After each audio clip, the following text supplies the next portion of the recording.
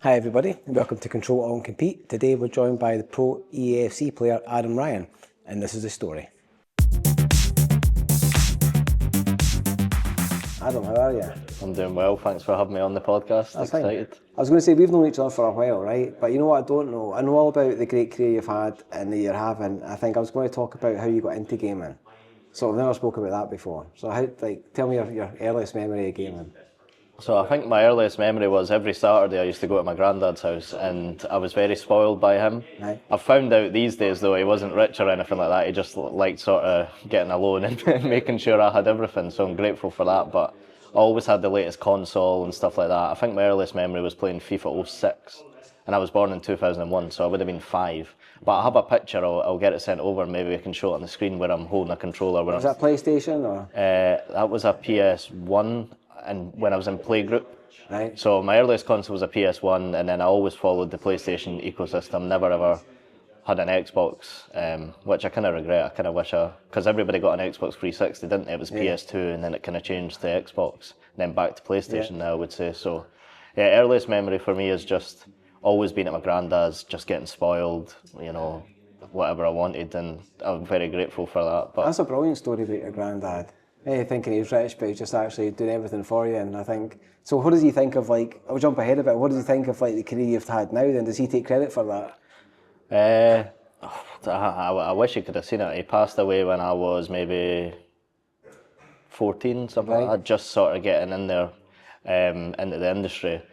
I'll give him credit because obviously I wouldn't have had the same passion.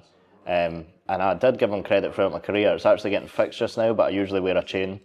And it was his, I got it when he passed away, and I would always kiss it when I scored a goal on FIFA. I did that my whole career. If I ever need something, that's sort of what I'll look to the sky and think about him. So he might not have seen the impact, but I'm sure the impact's definitely there. And so then when did you think then that you were better than people? Or did you ever think that? Did you ever think to yourself, when did you think, hold on a minute, I'm actually really good at this, or I could, Well, I started playing competitively in 2018.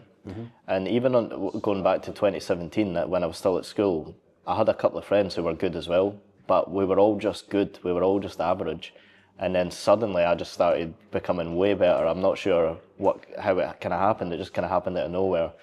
And I think it was a ranking system and you're always striving to get the next rank. So I never noticed I was better, but I just started winning way more than I was losing, and yeah, it just kind of all fell into place. I never knew it could be a career either, so grateful. And so what was the online side? So in a sense then you would only know, did you know you were better because you were playing people online and that's when you started? So it was a mode called eChampions. You got 40 games every weekend and I used to win around 23. My friends used to win around 20, and then a couple of months later suddenly I was winning 37, 38, 39, and then the following year I managed to win all the games. So yeah, just a direct progression with hard work, I think. And so when did you start to think then that you could go somewhere with it? I mean, I think if I look back, I think when I first met, when did we first meet? Because I remember you were down with Ollie at London United. We met before that though, had we? I think we would 2019, 2020 would have been the first time, a long time now, 2025. But the first time I realised it could be a career was I qualified for a tournament in Sweden when I was still 17. So they paid for everything and they also paid for my dad to go, because obviously I needed a guardian with me, and that's when we realised it could become something. We had a driver waiting for us at the airport, which is a bit, and I hadn't even had a passport. We had to get it just to go. Me and my dad renewed our passports, and then suddenly I took my dad abroad and we were in Sweden. It was all amazing, and that's when I realised this could be something, and I think that helped me. A lot of people don't have the support of their parents throughout the journey of esports because it has the negative stereotypes given and stuff like that. But my parents always supported me, and I know how lucky I am to have that, and I think things like that definitely helped, but I had the support way before that. It's always the case. I mean, I'm a parent myself and I take my little girl to a cheerleading like 3 times a week, and yeah, it is a big ask to be doing that, but I suppose, when do you think that's when it changed for your dad, when you thought, hold on a minute, you're actually going to Sweden now? I don't think it changed, but I think it confirmed. They were always supportive, my parents. You've been telling them, like, this could be this, we could be this, Dad. I told him when I qualified, and I think he didn't know what was going on, and neither did I. He was like, is this real? Could this be like a scam? Just be careful and stuff like that. But yeah, he's always been my number one supporter, even before then. So I'm truly grateful for that, because I know a lot of people have to fight to get on the console. They never ever told me to turn it off and things like that. They were always supportive of it. So really. And did you find there was ever a point where maybe during your career your dad was saying to you, look, Adam, you know, was there a point you were playing too much of it that was starting to maybe, you know, take an impact on you? I don't think so, but what I would say is that there was points where he could easily just told me, look, this is probably not going to work out, you should just get a job, like you need a plan B, you have to, like, you're not getting the money you need to when you're doing this. But I saw the vision, and I think he did as well. Never once did he say to me, you need to get a job, this is a waste of time or anything like that. He supported me when it was easier for, you know, parents to do the opposite. And so then what happened then when you moved to... So what was the career like before London then? Was that your big break, do you think, with Ollie, with London United? I think I was just a player. I was still playing professionally, earning a good living, but Ollie saw traits in me that I didn't even know I had myself. Like, you'll know now, I've developed in it a lot more than a player. I've delved into coaching, casting, youth development, teaching. What age are you, 24? Turning 24 next week. Yeah. So I've done a lot. I've left no stone unturned with the industry, but I think moving to London on my own during a global pandemic, in the deep end. So was that during COVID you went down? During COVID I went down. I just took a big risk. I feel like I'd plateaued as a professional player, like things weren't going well. I would honestly say I was in a really bad headspace. I'd built really bad habits from playing. I know better now, and I try and educate people to do it the other way, but there was no support for gaming and esports in Scotland back then. We're getting more now, and obviously you've got courses and stuff like that, but there was nothing back then. So Ollie saw potential in me. I was signed as a professional player, and he said, look, how do you feel about moving down to London and working full time? You'll be our youth development manager, and you can also manage our FIFA team. So that was a big change for me. It matured me, developed me as a person, and I would say it was my break, not from a monetary perspective, but the amount of self-development I did in that time period was unbelievable, and I owe a lot to Ollie. Mm-hmm. And so then, when you had that part there, when you've done competitive, I mean, you've played for Scotland. You tell us actually. Tell me all the teams. I know who they are, but tell everybody like who you've played for like your career. A lot of thinking now. So first team, I'll only do teams like sports clubs and stuff like that, because organisations I'd be here all day. Mm-hmm. So we had Watford, Brentford, Bournemouth, Rangers, Scotland. You could argue a bit of Team GB in there with the Commonwealth, but that was obviously Scotland. Mm-hmm. So yeah, just all those major clubs. I also worked with a lot of other clubs like coaching, Brighton, did a bit with Ajax and stuff like that. So yeah, I've been around in a lot of organisations as well. I'm grateful for all of that. Obviously the final piece of the puzzle was playing for Rangers. My main goals when I started was to play for a Premier League team, managed to do that. Play for Scotland, really emotional day when I managed that, and then the cherry on the cake was playing for Rangers. Because I remember when we were trying to get the SPFL stuff off the ground, and I'd quiz you and I'd ask you, and I'd be asking how we do this, how we do that, and then you'd always say things like, well, it would always come back down to as long as I can play for Rangers. That's what it was always the bit. I think that was the main thing for you. And how did you feel? Was it Edmondson House that you done the qualifiers for that? I seen the videos. How did it feel then when you were doing it in front of the fans? Yeah, really good. It felt natural. It was just like a dream. I've got a tattoo here of that exact date when I won that, because it was a special day for a number of reasons. Obviously I won to play for Rangers, which was my dream, but it was also me and my dad's last ever game together. We won 3-0 against Celtic, which was obviously a bonus. So that was just a day where I think everything just fell into place. The day couldn't have went any better, every single bit about it, and yeah, it's probably one of the best days of my life. Awesome, man. And I think, see, when you look there, I think what people don't realise at home is it's not like the football stayed the same for, like, apart from VAR and things like that, it stayed the same for a long, long time. People don't realise that you pretty much get a new game every year to be good at. So you've got to learn the new game every year. How have you found that? How do you approach that? Well, I would say it's a blessing for a start, because it means it's a fresh start. You have to put in the work, and say, for example, if you're a professional footballer, you put a lot into your career, and although it changes slightly, you always have to do the same habits and the same things. Whereas, especially now that my full-time business is coaching others, with the game resetting and new meta, most effective tactic available and things to do, that also gives me a chance to not only get ahead of the competition, but it makes sure people will come back as well, because they know it's a new game and they'll have to relearn again. Mm-hmm. So I think it's an absolute blessing.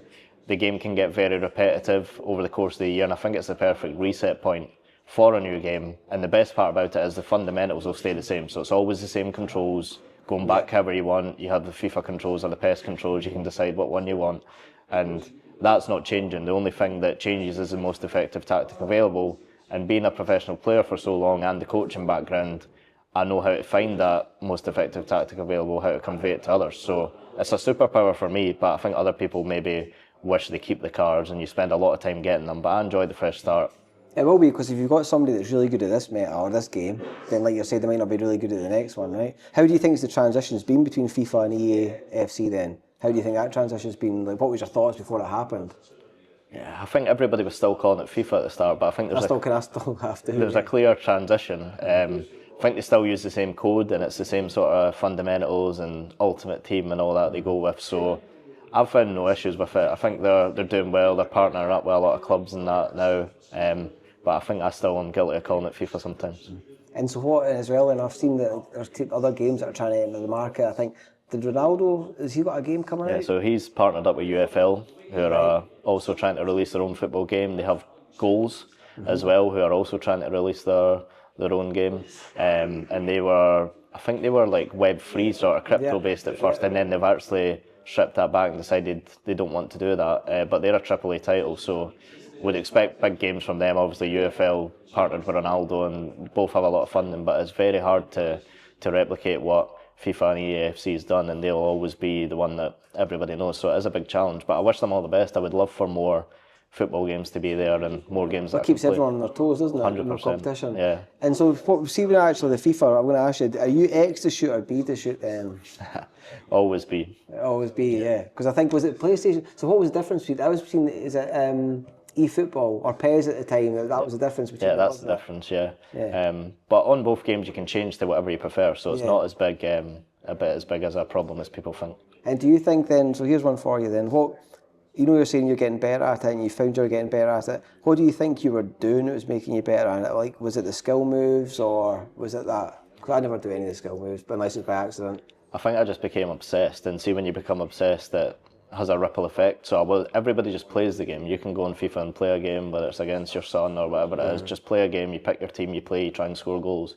Whereas I'll be logging on saying, I'm going to play this for this amount of time and I'm going to work on this specific thing. So I think it was working on the small details, always practicing with a purpose, and playing against people better than me, always trying to, there was always another rank to reach. And I think that's why it became more difficult as it became professional, because when you're professional, that's like the pinnacle. There's always players better than you, and you know you're number one and stuff, but it's really hard to improve from, say, rank 100 to rank 1. It'll be really, really small details that are much harder to find from becoming an amateur player to a professional and stuff like that. So I think the higher you go, the harder it gets, but obviously your experience will help you with that.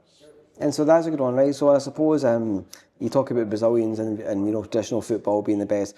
Do you think Scotland's got a good pool of players then? Do you think we've had a lot of good talent? You always spoke about with your friend Mark that's went to, you know, the finals a few times. Do you think, are we known to be good? Like, do people think, oh, he's a Scottish player? Or am I just... I think we're disrespected as a nation, Scotland, but I think that happens in football as well, even though we've been even ourselves. So, I mean, the evidence is there. You've got Jayden Groden and Mark Marley for Brighton, back-to-back ePremier League runners-up, so that's the best players in the UK. And it was Man City who won it with an English player and an Argentinian player, so they invested heavily in, you know, foreign players to come into the league. So they've clearly been a couple of the best in the country. They're Scottish. Jayden's qualified for the World Cup. Mark's played on the international stage as well. You've got your eChampions leagues. Mark's won the ePremier League. On the Xbox side, he just unfortunately lost the grand final. So these guys have been doing amazing for years. You've got Michael Fisher, who also was runner-up in a FUT Champions Cup.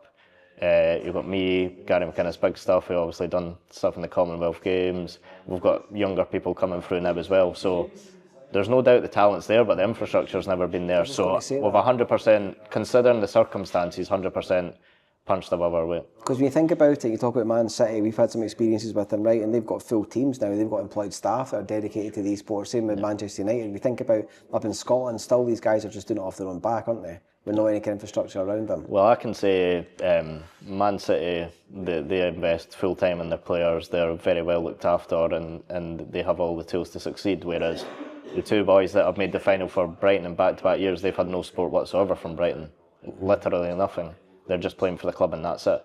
So for them to do that with a small knit team with no support is a testament to their hard work and the potential they do have. And I would love to see what they could do with a full infrastructure behind them. And why do you think then people like Man City, probably because of the Man City group, maybe that's the answer, but why do you think Man City have invested so much in esports and people like Brighton and Bournemouth and that haven't then? Well, Man City were early adopters. You'll know Man City were involved from, I think, even 2016. Yeah. Definitely one of the first football clubs involved in esports. And I think because they got in so early, they probably saw the benefits of it. And there's a handful of Premier League clubs that are investing in it. Nobody to the scale Man City is, so it's not a coincidence that they've won it 3 times, the most out of any other club, and now back to back the first club to do it.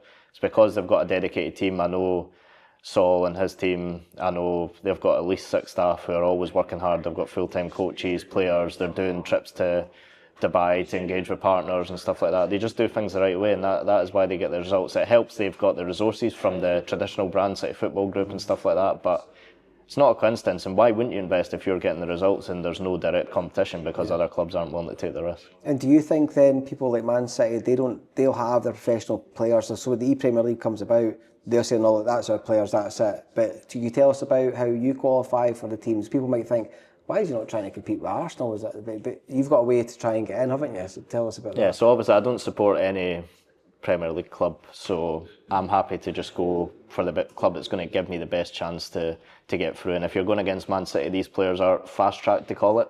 Right. So I'll go through the traditional qualification process, which is anybody in the UK can sign up. So if you're listening and you want to play, you can do it next year. You get through the rounds, you get down to the final 4. If you get that far, you get all the way down to the final, and then you'll play against one of those Man City players. And if they win once, they're through, and you'd have to beat them twice. Oh, yeah. That's the difference. So nobody would back themselves to beat the champion twice. It's unrealistic and unfair. So I always go for a club who aren't fast tracked, and I can just have a fair chance. And do you think then, do you think you became a fan of Bournemouth now? Do you think, do you start looking out for the teams, or, I don't know who your main team is, but I always have little soft spots and moments. Like I remember when I played for Watford and Troy Deeney scored the goal back in the day. I always try and do my due diligence when I qualify for a club, but I would honestly say none of the Premier League clubs I've played for have been too interested, the same way Man City. None of them really invested in me. Why do you think they're not? Why can't they say, hold on a minute, look what Man City are doing, why aren't we doing that? Well, for them it's just, the Premier League's just a contractual obligation for all the clubs. They don't have a real reason, and I'm sure if a lot of the clubs were asked if they want to do it, not as many would be participating in the competition. So I think it just boils down to that. But yeah, one day I would love to have a home and really support one of the clubs. If I'm playing for them, I've wanted Bournemouth to do well this season because I'm playing for them. I think it directly helps me. I remember when I played for Brentford, when the team was doing well, that helped me, and they invited me down to the training ground and did some stuff with the players. So I'm grateful for that. And how did the players react to you then? Were they all playing FIFA at night as well? Yeah, so Brentford had a couple of players who were really good. Vitali Janelt and Brian Mbeumo, one of the top scorers in the Premier League this season. He was really good. Both of them were very, very good at the game. So they actually nearly won against us. So yeah, some of the players love it. And yeah, Brentford did a lot, but honestly, I've not spoke to Bournemouth, and even though I represented them, I've not spoke to them in any capacity. So I think that sums it up. And so then, I think back when we were speaking, we were talking about doing stuff in Scotland, and we looked over to Germany and France, and we were even looking to Malta at the time. We're doing well. Yep. Who do you think then? You're probably more up than me. What leagues have went from strength to strength that are really doubling down then? Who do you think's? Yeah, well, I think in terms of the best format is probably France. They play every week and follow their real football league system. Right. I think that was always one of the goals in Scotland. Yep. And they also have a minimum salary for players. So if they're signing players, they have to be salaried and they have to make a living from it. Germany have a lot of competitions and they have minimum salaries as well, and they're always playing, and they've got a bit of 2v2 in there. So Germany and France are definitely the two to model from. There's other ones doing well, but ePremier League is very just a one-off weekend. If you have a bad day, you're out, which I found out the hard way. But it also helped if you're not the best player, you still have a chance to win. Whereas these longer format ones like France and Germany, the best players always win. I don't think that's necessarily the case with the Premier League. And you know what, I'd love to hear from your point of view. What do you feel was the benefits that obviously the French and the Germans see in the esports? What do you think is the benefits that you would say to the SPFL in Scotland, why they should be doing it? What would you say to them? Well, the players perform better at an international level because they're playing every week in that competitive environment. They're used to it, they don't get nervous, this is bread and butter for them, whereas in Scotland you don't have an opportunity to be on that stage, so how can you expect your body and your nerves to act accordingly? It's not comfortable for you, whereas they'll be comfortable. So that's the number one direct benefit, is having practice in that competitive environment. That will help you in the international stage and of course increase the quality of competition. But again, what would you say would be the benefits to the clubs? Because they would say that's very great, Adam, that's going to make sure you actually win this, but then what's the benefits to the clubs, do you think? Well, there's a prize money, the clubs have big partners, McDonald's, Uber Eats, in France, and the Bundesliga is part of their ecosystem, so I think the clubs will profit. Red Bull Leipzig are a good example of that. They have their own team and content and stuff like that, and they've grown their social medias to big followers, not their football club ones. They made separate ones for the esports. So if done properly, you use that following from football to really grow, and I think that's the direct benefit of it, is reaching a new audience. The next generation are gaming, and it's a unique way to capitalise rather than just direct football. And do you think then as well, obviously football is big in Scotland, do you still think that there's a big passion for kids wanting to get involved in games like FIFA? Because obviously there's Valorant, there's Rocket, there's so many games out there. Do you think there's still a big uptake in people playing FIFA then? Yeah, 100%. What I would say is that I think the other esports, Valorant, Rocket League and stuff, are better run. Maybe that's just because I'm in the FIFA ecosystem, but yeah, it's one of the easier ones to transition because it's sports based. Everybody knows how to play FIFA, whereas Valorant will probably take a bit of getting used to. I think that I've noticed firsthand, like when I've done summer camps and stuff, when I was teaching, everyone's wanting to play and everyone's games are different. So I wouldn't say it's directly lower or higher than other games, but I would say it's easy to transition because it's based on sports. Same with Rocket League. It's cars, football, you try and put the ball in the goal. That's easy for your average consumer to understand. And what do you like then? Obviously you're a big football fan, you like FIFA. What else do you like that maybe just that obsessed with that you don't care about anything else, but what else do you like outside of that or any other games? So in terms of games, I like story mode games where I can switch off. So you go, there's no pressure. Because I compete in EAFC, I'm looking at your sort of Spider-Man games. I'll look forward to the new Grand Theft Auto, the Call of Duty, games like that. Just story mode games. I don't like playing other games online. I like your two-player games, like A Way Out. That was a really good two-player game. But yeah, no more competitive stuff. And then outside the games, one that probably surprises people, I'm a really big darts player. Love playing darts, hit a few 180s, really enjoy watching darts. I just love watching sport. If I'm not playing FIFA, I'm probably watching and playing football and darts and tennis. I'll watch anything sport related. My friend has a podcast, not to talk about another podcast directly on the podcast, but it's called The Pursuit of Constant Improvement. And that's what I feel I have. I always want to try and develop myself. So I can tell. When I'm not playing gaming, I've realised if you only put all your eggs in one basket in gaming, it can become difficult mentally. So if the gaming's not doing well, but I'm doing well in the gym, or I'm learning a new language, or doing well in another area, that's something to be proud of. So even if the gaming's not going well, like obviously I'm just back from London, the ePremier League didn't go to plan, but then I just went and spoke in Dundee. I'm here now, I'm back to creating content again, posting on my socials, back to the gym, back to a bit of routine, spend some time with my dad. There's always something else to be grateful for. Whereas before, all I cared about was if I won my FIFA games. It would ruin, or even if I go before that, if Rangers lost, my whole weekend was ruined. But I've kind of detached from that. Trust me, I very much still care about that Rangers result, but it won't dictate my whole life. Life goes on no matter what.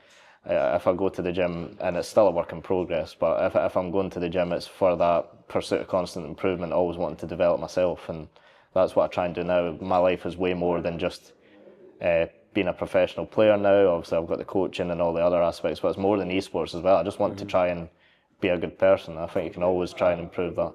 No, I think you're an absolute standout pro, and hopefully people are watching this today, they maybe think, oh, what's an esports pro? But the way you talk about esports, the way you talk about FIFA, and the detail you go into, you're an absolute pro at it, Adam, absolutely. I remember as well, and I always tell people, maybe you think otherwise, maybe you went easy on me, but I remember in London I played you and I got to 0-0 at half time. That's an achievement. I think I could get that, a tattoo. And 0-0 Adam Ryan at half time, but then I think he went on to win like 4-0 or something like that. But do you get a lot of people wanting to try and play you because you're a pro and how I could beat you? And yeah, I think there's ways to go about that. Like, I think when I was playing you trying to say you went easy on me? Yeah, I was about to say, I went a wee bit easy on you, but I have a friend, Michael Fisher, I love saying this in the podcast, we were in Copenhagen at one of the national FIFA finals, and there was little kids coming up to play. It was a new game, so Michael was playing just to try and, you know, get a sneak peek at a new game. It wasn't released yet, and these kids were coming up, and he was just putting like 20 goals past them. And I was like, Michael, come on, like, you don't need to do that. He was like, nah, they can learn the hard way. So he liked doing that, but I just think if you've got a chance to put a smile on someone's face, why not do it? So I love going to little, you know, exhibitions and playing and stuff like that. I don't do it. I wouldn't log online and just play people randomly for the sake of it. I'm always trying to practice with a purpose. But if there was a console here, I would happily play and just hopefully we both smile and enjoy it. Yeah. And so here's one for you then. I won't be under the spot, but who do you think then is who's your number 11 this year then? Who would you say is your ultimate team this year? Goalkeeper, I wouldn't say it matters too much. I think they're all sort of... They're all weird in FIFA, The clips I see, I think it's you posting it a lot, clips of goalies just doing weird things. Right back, who would be my right back? Yeah, again, right back, I'll put Tavernier in. I probably wouldn't use him, but there's no stand-up right back for me. Centre back, this sums FIFA up the direction the EAFC's went. Erling Haaland's my centre back. Right. He got a special card as a centre back, and he was really, really good. And John Stones beside him, so two Man City players. Left back, there's one that's better than everyone else. Theo Hernandez from AC Milan, totally unique player. And then your midfield, probably Ruud Gullit. He always finds a way in there. One of the icons, the players from previous. And then other centre mid, I like to keep it fresh and keep changing the player just to keep it fun. Right wing Salah, I think, was the standout there. Left wing Rafael Leao again from AC Milan. And then best striker for me was Thierry Henry. But my favourite player was Gareth Bale because he's the one that qualified me for the big tournament. So. And so then one of the FIFAs I played, I was talking about the chemistry. Is that just nonsense then? It's just a different system now. So it used to be they had to, so the centre back would link to the left back and the ones directly beside them. Whereas now it's more, if you've got three French players, for example, they'll get the chemistry. So they don't need to be directly on the same. But if I've got Henry, Leao, and Desailly, even though they're not directly beside each other, they'll get the full chemistry. So they've just revamped it a bit. And actually weird that they're doing that with Haaland at the back. Surely that's not cool, is it? It's worked out well for me, but it's a bit weird. Does that mean that they can do it so you actually get more players that you maybe like in your team? Yeah, so they'll put goalkeeper, striker cards and stuff. It's just to keep it fresh and keep it fun. So Petr Cech had a striker card last year. Right. God, now you'll be getting Iron Man up front and things like that. Could be a Marvel collab coming up. Yeah, there is a Marvel collab. Not the direct players, but they're called hero cards, and they have custom Marvel-based ones. But this is what all the games are doing. I mean, look at Fortnite. You've got everything there, and stuff like that. But Fortnite, I'd say Fortnite have been doing it for a while, and it makes sense because it's a big world. But the football one, how would you feel about that then? Like a collab? I mean, I don't mind it. The best thing they've done is added the women's players into the game. Definitely. I've absolutely loved that. Love using the women's players. It's brought a new dynamic to the game. I think a lot of them are really good. The best thing they did was kept them the same rating. So, for example, the best player in women's football, whether that's Caroline Weir, who plays for Real Madrid, she'll be the same sort of rating as the best men's player at the time. So it's not based on raw talent. It's based on their own... how would you say it, their own field. So it mixes really well. A lot of people were against it at first, but I've absolutely loved it, and it's definitely... I'd be against it, It'll have helped the women's game so much. I could tell you the whole Barcelona women's team just because I've used to play them. I'm going to Barcelona soon, and I'm going to go to one of the games because I want to see these players. I've got 2 Ballon d'Or winners, Pateas, Bonmati, who impacted my FIFA team a lot, so I'd quite like to see them in real life. I definitely keep up with the women's game, whereas I didn't as much before. Oh, cool. And I think then, if you were to then change anything about FIFA, I mean, do they ever get in touch with the players, or they just how does that development work? Yeah, there's a Discord server for any player that's made major events, and you're able to put your feedback in, but it's very difficult to change, and it doesn't change often. And I think a lot of players don't present the feedback in the right way. Right. Like, say they've just conceded a bad goal, they'll put the clip in and they'll be raging. Rather than presenting it in a constructive way, they'll just say this game's rubbish or whatever. So sometimes it's hard to implement the feedback, but a lot of players work hard and say the right things, and sometimes it doesn't always get done, but I'm sure it's more difficult to implement than it sounds. Because I'm not going to dig into maybe what you don't know, but I suppose has it been the same engine for a while, or is that what? Yeah, I think they've used the same code since FIFA 17, ever since they moved to the next generation consoles. PS4 sort of been similar code, graphics and stuff changed on PS5, but the code's very, very similar. And do you think that's because, for example, the big games you might have, like we had somebody else on a Pigeon with Destiny, and they got Destiny 1, could be 4 years till Destiny 2. Do you think the problem maybe they've got is it's every year, and they know it's got to be on, like it has to happen every year? I think there's no problem, there's just no need to change it. There's no direct competitor. Do you feel like it had to though, because... No, there's no direct competitor, nobody is going to compete with their sales. If anyone thinks of a football game, they think of EAFC, previously FIFA. Even if they still call it FIFA, it's still EAFC at the end of the day. So there's no reason for them to improve their gameplay, and they've got the packs. Don't get me started on that, that's a conversation for another day. Well, yeah, probably, but what I was going to say, one thing then, do you have to save up your money before it comes out then? That must be a buzz though when you first get the game and you're all talking about what packs you're getting. That must be quite a... So you're usually spending between £1,000 to £200 every year just to get the best players in order to compete. I don't know many other games where there's such a big barrier of entry to compete, and I think that does have an impact on talent. But I'm fortunate enough I'm able to make that back this year with qualifying for events and the content creation and other things like that, but not everybody's as fortunate as that, so I wish it was just a free to play, even if you have to pay the money for the game. Fair enough. Do you enjoy that part of it? I don't enjoy it. I would love for me not have to put money into the game. I'm sure any pro would agree with that. I should not have to put my money into the game. You already spent like 60 quid on it. I've been doing this since FIFA 17, so I've 100% gave them 5 figures of my money for... Yeah, I've got a good return and I've got a whole life out of it, but not everybody gets that. There's some people who just play casually and they can get addicted to, buying these FIFA points and stuff like that. Cool. But that's their number. They make more money from that than their game sales, so why would they stop it? That's it. Sums it up. Listen, Adam, absolute pleasure, and you're an absolute gentleman and you're an absolute pro, and thank you for coming on, buddy. No worries, really enjoyed it. Thanks for having me. No worries.